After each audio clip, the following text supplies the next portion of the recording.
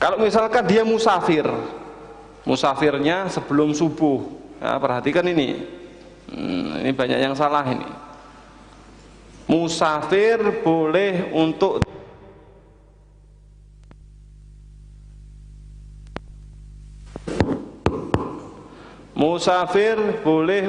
tidak sholat Jum'ah, betul ya? Boleh.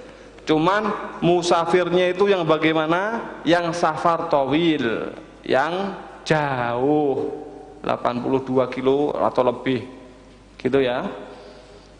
Terus mulai safarnya kapan? Mulai safarnya, mulai perjalanannya harus sebelum subuh, harus sudah keluar. Kalau dia berangkat jam berapa? Jam 9. Mari perjalanannya kan jauh, lebih dari marhalatain perjalanannya ke Jakarta, wajib sholat Jumat karena dia perginya setelah subuh hari Jumat. Bisa dipahami ya? Bisa dipahami. Tapi ini kayaknya kok tidak ada masjid, maka safarnya dia itu haram. Hari Jumat kalau dia pergi, dia takut tidak ketemu masjid, dia tetap pergi, perjalanannya haram. Karena apa? Wajib untuk Jumatan dia. Kalau hari Kamis bagaimana? Berangkatnya hari Kamis, terus sampai Jumat masih perjalanan, boleh nggak Jumatan? Boleh, pasti boleh ya, boleh. Lalu bagaimana? Sholat Jumat atau tidak? Kalau memang bisa sholat Jumat, sholat Jumat. Tapi nggak wajib gitu loh. Nah, nggak wajib. Ini disebutkan ada tata caranya, begitu. Jadi harus memenuhi syarat. Informasinya kepotong-potong. Kalau musafir boleh untuk meninggalkan sholat Jumat. Pasti dia meninggalkan sholat Jumat. Dan kadang-kadang safarnya setelah subuh hari Jumat baru berangkat. Berarti ini dosa ini, begitu ya. Nah, kalau sudah terbit subuh hari Jumat, maka mandilah. Mandi apa tadi? Mandi Jumat bagi orang yang ingin sholat Jumat. Kalau dua perinciannya ada dua. Kalau dia ternyata memang ingin tabkir, memang berpagi-pagi betul, maka mulai subuh tersebut boleh mandi. Kalau sholat Jumat, ya, sholat Jumat mulai masuk waktu mandi Jumat kapan? Subuh hari Jumat, gitu ya. Kalau sholat Id, kapan masuk waktu mandinya? Pertengahan malam, pertengahan malam, gitu ya. Jadi ini setelah sholat subuh, ternyata dia pengen iktikaf. Dulu masih banyak yang seperti itu. Dulu masih banyak. Kalau di sini nggak banyak. Ada apa enggak? Ya mungkin ada, mungkin. Tapi nggak banyak. Ya. Kalau saya waktu di Yaman sana, ada enggak? Ada. Masih ada. Bahkan orang yang tidur di masjid pun ada. Tidur di masjid. Berarti kayak ashabus suffah gitu. Ya. Kayak sahabat Abu Hurairah dan teman-teman itu ya. Nggak punya rumah, tinggalnya di mana? Di masjid. Berarti mereka iktikaf. Berarti kalau pagi-pagi mandi mereka. Dan di Yaman iklimnya nggak sama dengan Indonesia. Iklimnya. Kalau di Indonesia ini sering-sering mandi, ya betul ya. Di sana kadang-kadang mandi seminggu sekali. Seminggu sekali. Berarti kalau sudah Jumat itu wangi semua. Kenapa? Mau Jumatan, mandi mereka. Begitu. Jadi kalau memang orang tersebut mau tabkir, mau berpagi-pagi iktikaf di masjid, maka mulai subuh silahkan mandi. Kalau ternyata mau berangkatnya agak akhiran, maka mandinya disunahkan semakin akhir, sebelum berangkat baru mandi. Bisa dipahami? Kapan mandi sholat Jumat?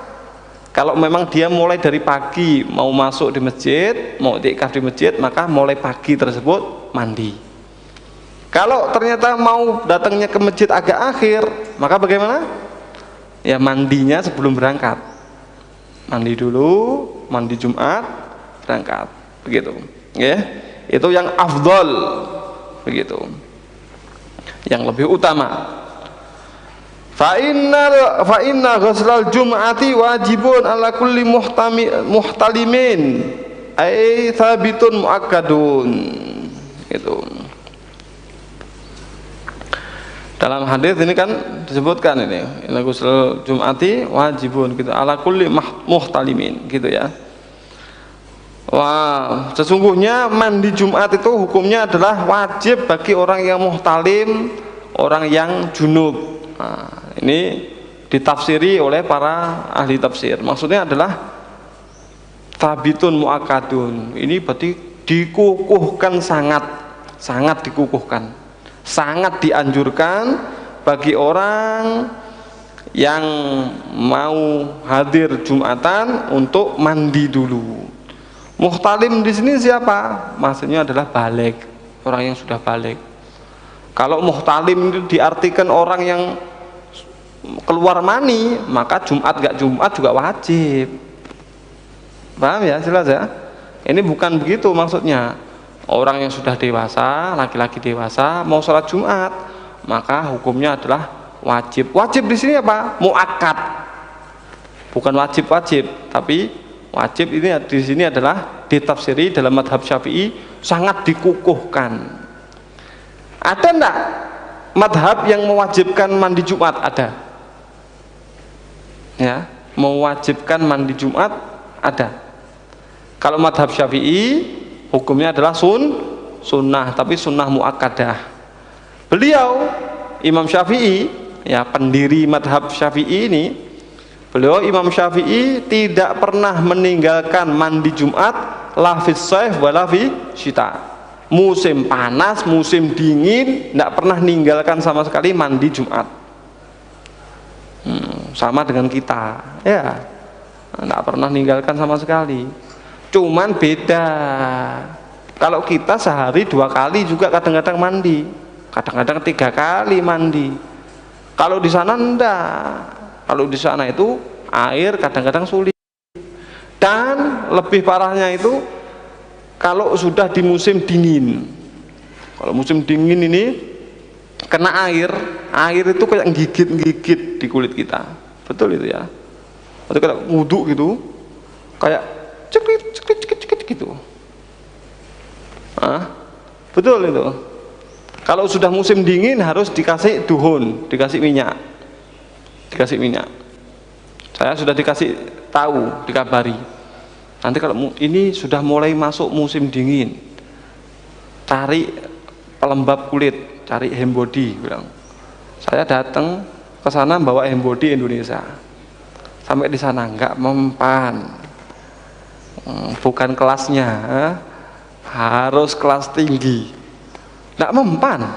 Hembody itu nggak mempan, kurang lembab, kering betul, mimisan, gitu ya. Ini pecah-pecah. Kaki ini, kebetulan, alhamdulillah saya punya kaki jarang pecah itu. Ya, memang jenis-jenisan kulit gitu. Nah, kaki saya jarang pecah.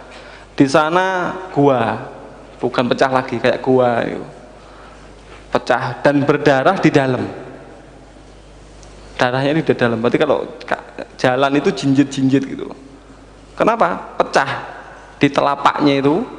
Ini pecah, membelah gini. Sakit luar biasa. Terus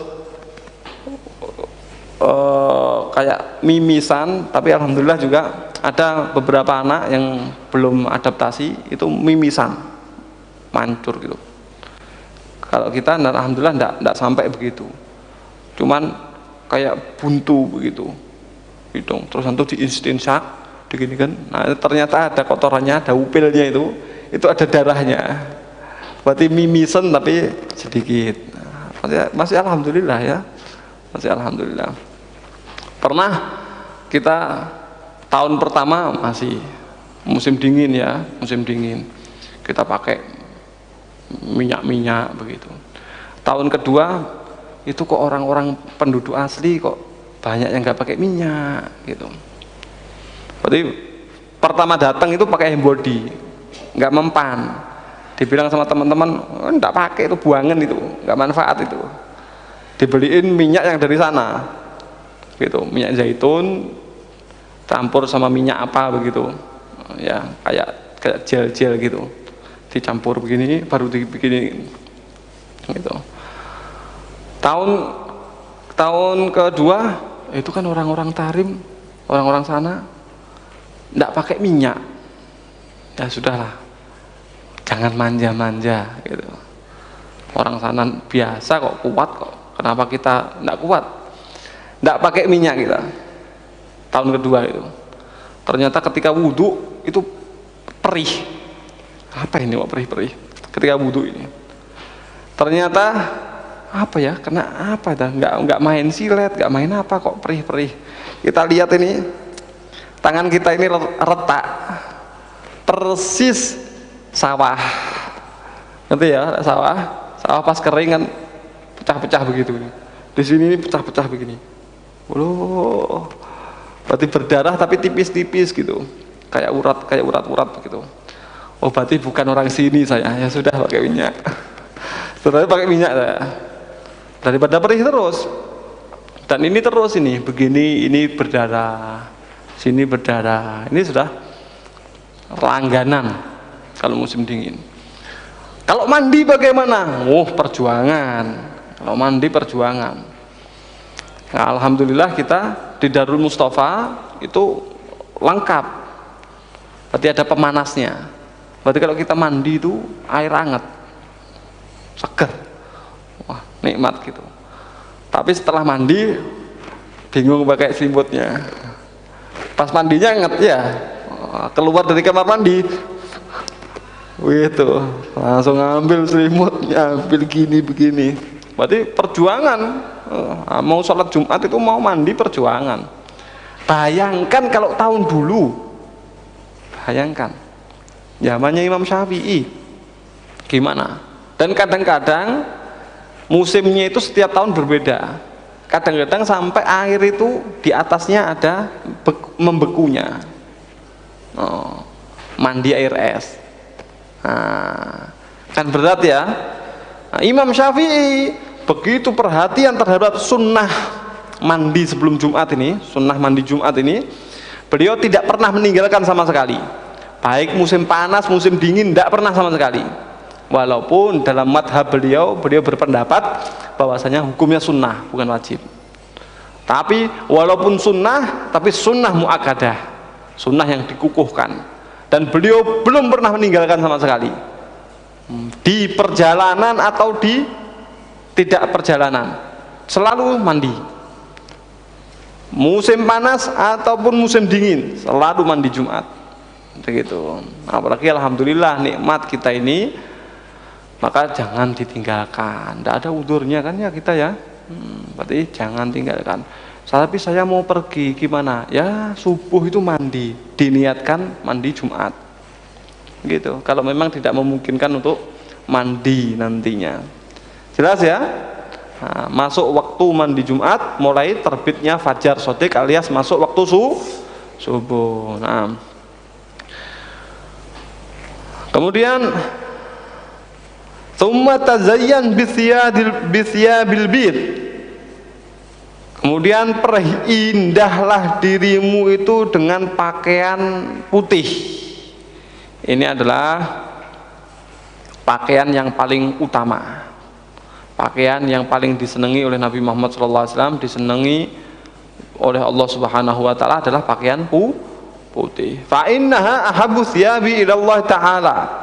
Karena pakaian putih ini adalah pakaian yang paling disenangi, dicintai oleh Allah Subhanahu Wa Taala. Karena Rasulullah SAW beliau pernah bersabda, ilbasu min thiyabikumul bayad fa innaha min khairi thiyabikum wa kafinu fiha mautakum. Rawahu Tirmidzi. Ya. Pakailah pakaian kalian ini yang berwarna putih, karena warna putih ini adalah yang paling baik dari pakaian kalian, yang paling bagus, paling disenangi oleh Allah Subhanahu wa ta'ala, pakaian putih ini. Wa kafinu fiha mautakum, dan kafanilah mayit-mayit kalian dengan yang warna putih. Nah, ketemu pocong dipakai warna-warna, ya, warna merah, hijau, pakai batik, pakai, ada? Nggak ada, semuanya pakai warna putih. Kenapa? Karena dia mau ketemu Allah, dia sudah selesai masanya di dunia ini. Oke, tinggal masa pertanggungjawaban. Masya Allah. Berarti harapannya ketemu dengan pakaian yang terbaik, yang paling membuat senang Allah Subhanahu wa ta'ala. Maka dipakai apa? Pakaian putih. Kafannya itu warna putih. Oke?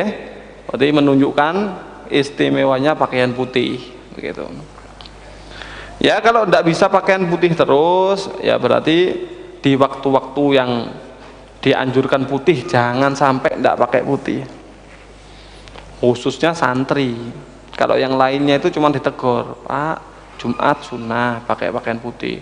Santri Jumatan tidak pakai putih, oh ngece gitu. Tapi bajunya belum dicuci, seminggu persiapkan sebelumnya untuk hari Jumat. Jangan, kalau santri tidak boleh. Kalau santri memang mereka itu harus dilatih peduli, karena mereka itu jadikan contoh, begitu. Maka harus pakai pakaian putih kalau Jumat, ya, harus pakai pakaian putih. Nanti kalau memang perlu dicuci, dicuci sebelumnya, begitu. Nah, wasta'mil minat tibi atyaba ma indaka. Gunakan dari minyak wangi yang paling wangi yang kamu punya. Berarti yang paling bagus pakai ketika Jumatan itu. Ngerti ya? Ini kalau laki-laki, ya, kalau laki-laki minyak wangi yang paling bagus ini bagaimana? Minyak wangi yang paling bagus ini adalah yang warnanya kalem, warnanya lemah, kalem, baunya kuat. Itu bagi laki-laki. Kalau perempuan sebaliknya, yang warnanya kuat, baunya kalem. Sekali lagi, laki-laki minyaknya baunya kuat, warnanya kalem, warnanya lemah. Kalau perempuan baunya lemah, warnanya yang kuat. Ini maksudnya kalau kalau laki-laki ini wangi begitu loh. Pasti pakai sedikit saja sudah wangi. Berarti harus ditampakkan wanginya kalau laki-laki. Kalau perempuan jangan, fitnah. Maka warnanya yang kuat. Tidak mungkin, loh tapi saya pengen wangi, demblok-demblok nih. Warnanya merah misalkan, bajunya merah semua. Tidak mungkin. Maksudnya apa? Boleh pakai minyak wangi, cuman yaitu tadi baunya lemah. Mau ditambahi tidak bisa, lonteng-lonteng nanti. Nah, itu maksudnya, ya. Nah, jadi laki-laki tampakkan. Kanjeng Nabi Muhammad SAW, beliau itu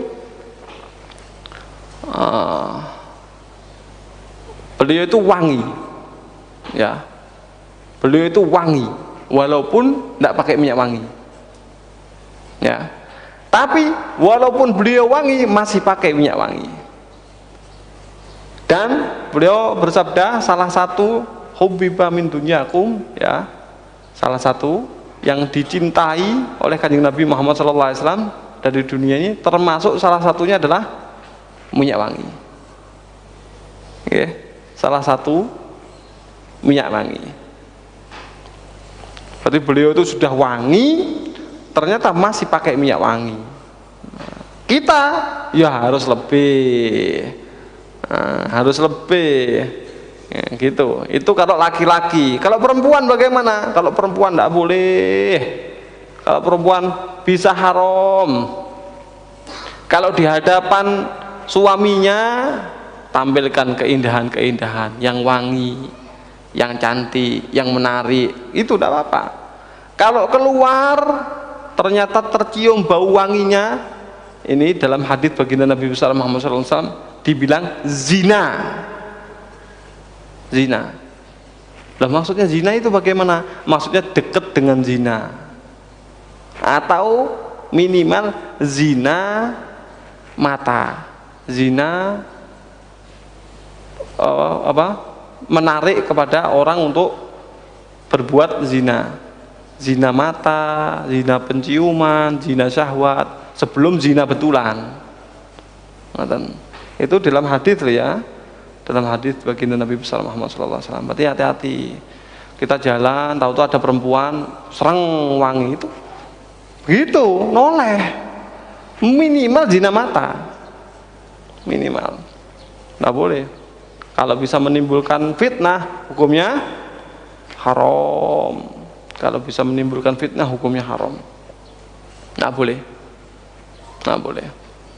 Nah, berarti kalau perempuan pakai minyak, maka minyak yang bisa menghilangkan bau badan, bukan untuk menampakkan wangi. Berarti ben nggak mampu tok gitu loh. Ya, jelas ya. Ada kan minyak-minyak yang bisa menghilangkan bau badan, ada ya. Tapi tidak sampai menyebar. Oleh karenanya kalau perempuan itu yang warnanya kuat, baunya lemah. Ngerti ya? Pun. Kalau mau berangkat Jumat atau acara-acara ya, mau hadir acara-acara, pakai sesuatu yang wangi. Hukumnya sunnah, hukumnya sunnah. Ngeten. Wa balik fi tandhifi badanika bil halqi, dan usahakan maksimal untuk membersihkan badan kamu. Dengan apa? Dengan halak. Dengan halak ini memotong sampai ujung-ujungnya. Contoh halak ini digundul, ya. Kalau dipotong, dipendekkan itu namanya taksir. Ngerti ya? Berarti seperti bulu ketiak, seperti bulu kemaluan, ya. Ini disuruh untuk dipotong, begitu. Dibersihkan. Disunahkan untuk dibersihkan, begitu. Bahkan ini ada saya pernah baca kitab ini, kalau bulu-bulu ini ya, termasuk bulu kemaluan ya, ini kalau sudah lama sampai lebih dari 40 hari kalau tidak keliru saya baca itu, nggak dipotong, maka di situ ada syaiton-syaitonnya, tinggi gandolan setan. Begitu. Maka bagaimana? Potong yang bersih, yang rapi. Begitu. Ya, sunnah ya, sunnah.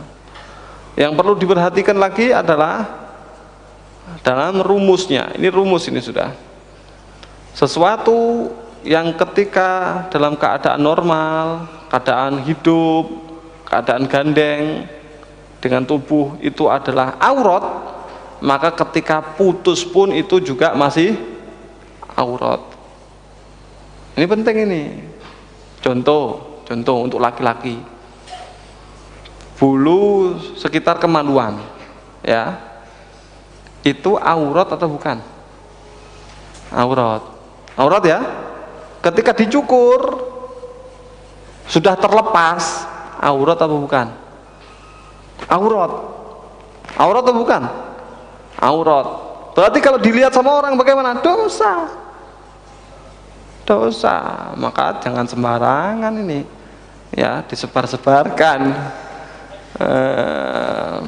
Hati-hati ya, haram, hati-hati, itu aurat, dilihat, haram.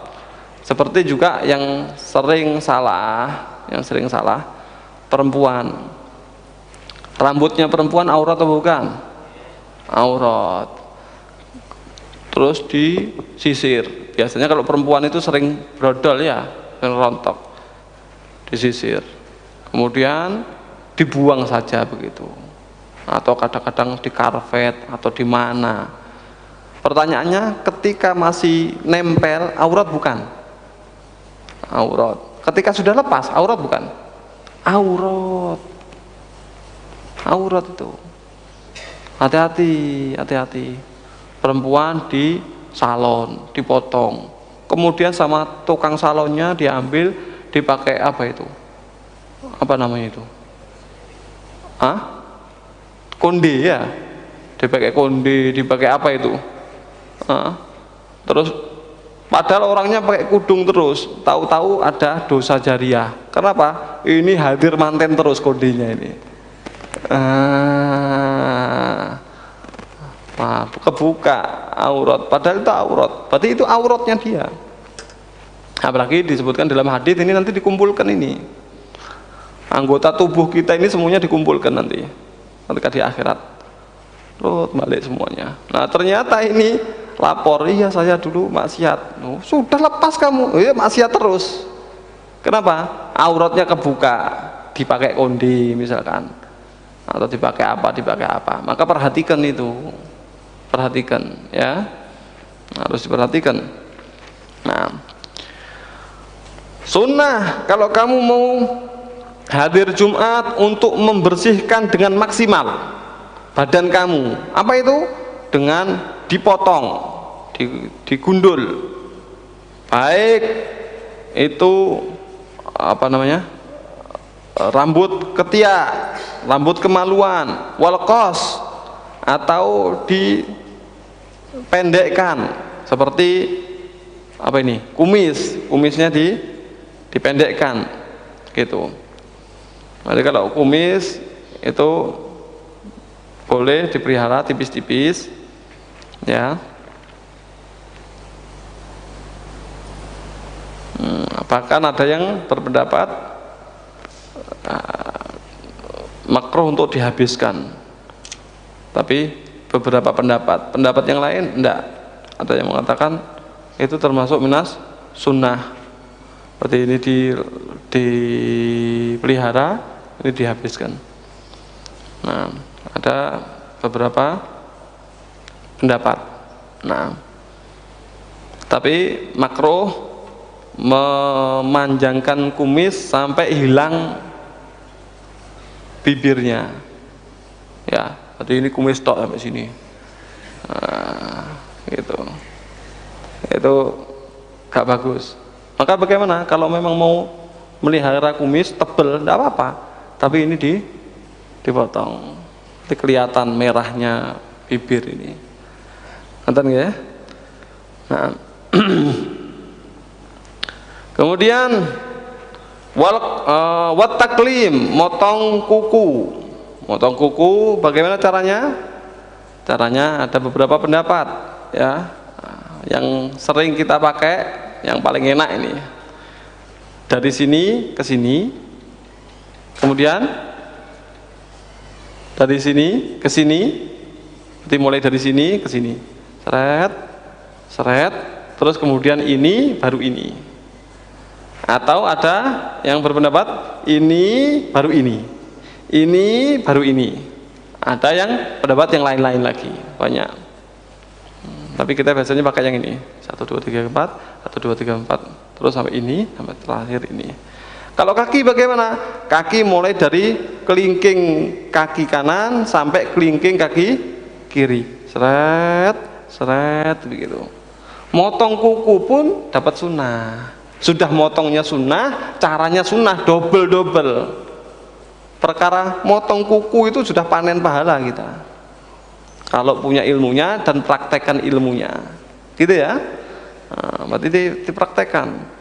Wasiwak, jangan lupa juga siwak, jangan ditinggalkan siwak Wa sa'iri anwa'in nadhafah, dan bentuk pembersihan yang lain-lainnya.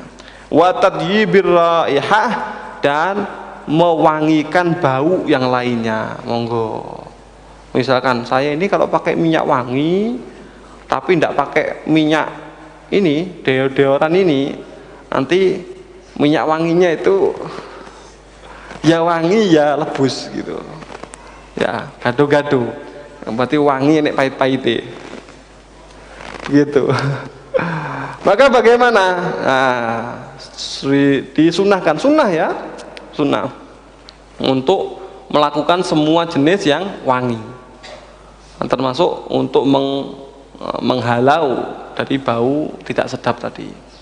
Pakai deodoran, kalau enggak ya pakai tawas, kalau itu dulu pakai misik, itu pakai misik itu minyak wangi. Ya pakai apalah, tapi tidak ada. Pakai apa? Pakai sirih. Yo pakai sirih. Pakai apa lagi? Pakai kayu manis. Yo wes. Tak karepe. Yang penting hilang bau badan. Gitu. Ini Islam ini mengajarkan untuk bersih, untuk rapi, untuk wangi. Begitu. Kanjeng Nabi mawon sudah wangi masih pakai minyak wangi, dan paling seneng terhadap minyak wangi, dan bahkan di sebagian pendapat ulama itu mengatakan orang yang menghabiskan hartanya lebih dari sepertiga untuk minyak wangi itu tidak mubadzir. Begitu, tidak mubadzir. Berarti dia punya 10 juta, berarti sepertiganya berapa? 3 juta sekian dipakai untuk minyak wangi, tidak apa-apa itu. Punya 100 juta, berarti 30 sekian juta dipakai, nggak mubadzir itu. Sampai ada yang punya pendapat seperti itu, karena memang ini termasuk salah satu yang paling dicintai oleh baginda Nabi besar Muhammad SAW. Dia wangi gitu loh. Apalagi orang yang pakai wangi ini pikirannya fresh. Nanti kalau diajak berpikir itu seger begitu. Jadi cerdas, meningkatkan kecerdasan. Gitu. Sudah banyak yang dipikirkan. Kemudian pikirannya pas-pasan, bau tidak sedap, nyerimpet.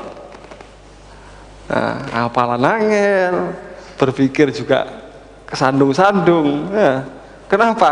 Lah, terlalu banyak bebannya ini.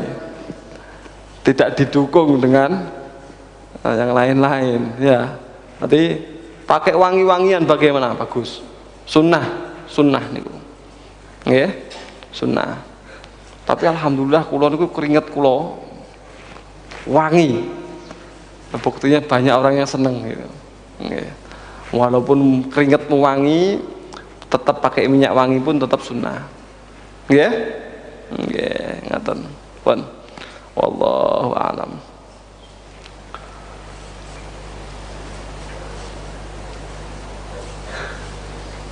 Hadratin Nabi Muhammad sallallahu alaihi wasallam. Fatihah.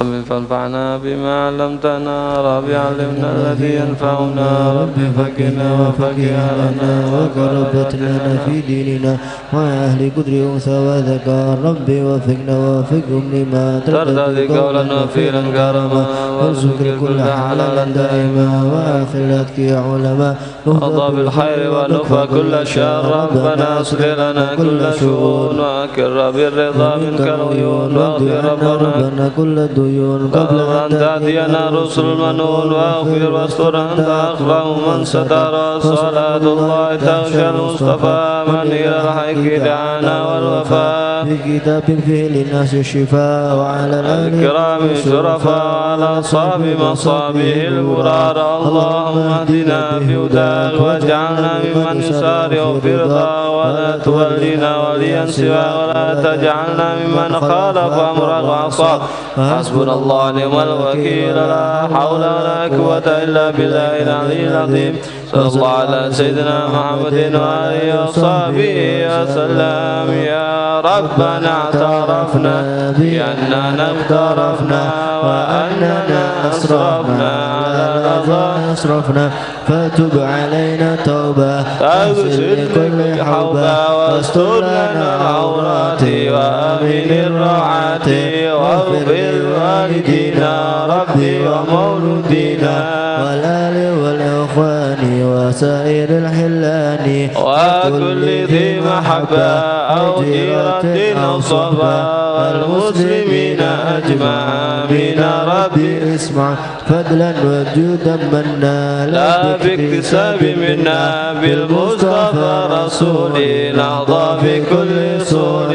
صلى وسلم ربي عليه عد الحب وآله وصحبه عدد تصويص به